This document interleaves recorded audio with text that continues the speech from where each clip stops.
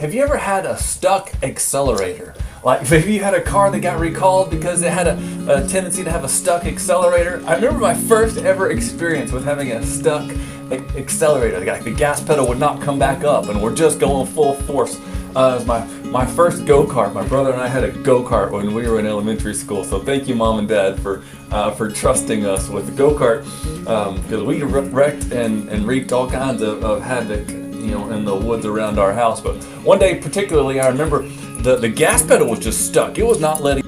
I'm going full force through towards a neighbor's fence, and so I couldn't get the pedal back up. Accelerator stuck. There's no down, so I hit the brake as hard as I can. I fishtail and then pull a 180, and I went through my neighbor's fence, going backwards through the back fence. And of course, I hightailed it out of there and tried to put the fence back in place a little bit and get back home. But there's a fear, like when you can't slow down.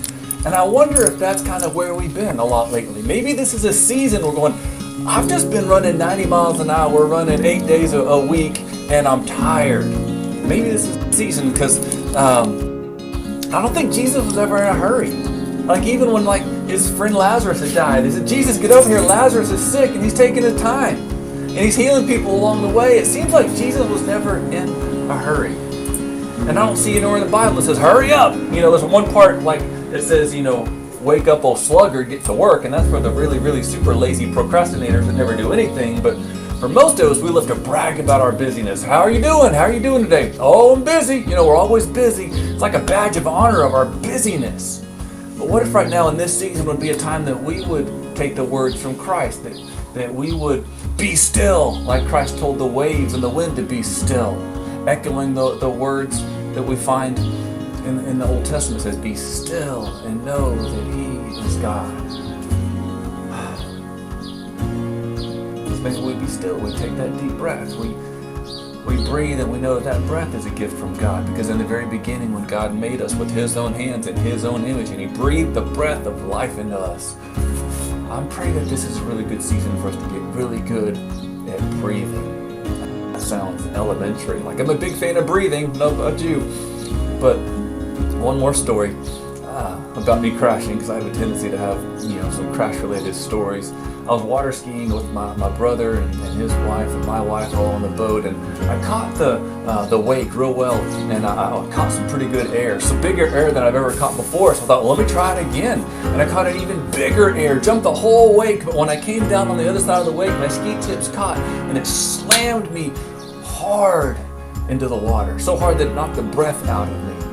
And I remember in that moment of not being able to breathe, and my life jacket was just really, really tight. It was too small for me to begin with. I thought, I've got to get this life jacket off of me so I can breathe. So I got the snaps undone, and right as I got the last snap undone, I lost all my breath and I lost all my consciousness. There was a moment of just, lack of oxygen for a while, lack of being able to breathe, and I went unconscious, and there was a scary, scary moment where I wasn't sure if I was above the water or below the water. I couldn't see, I couldn't really hear. I was just very aware that I needed air. And something in that inaudible voice from God, but better than it said, be still. And I quit fighting. I just was just still in that moment, and I regained my sight, regained my hearing. My brother's pulling the boat around and jumping out of there to save me, because they said it looked like I was drowning, like flailing like a drowning man. But God spoke a be still message to me, and I believe that's really my life verse, and I don't live it very well at all. But in this season, in this time, take daily moments to be still. Even in the week, there's a commandment like a Sabbath. What's that? A Sabbath day of rest, trusting in God. Remember from the very beginning when God gave the command for a Sabbath. This is like an agricultural society. If you don't work, you don't eat. So we're going to trust God to not work for a day?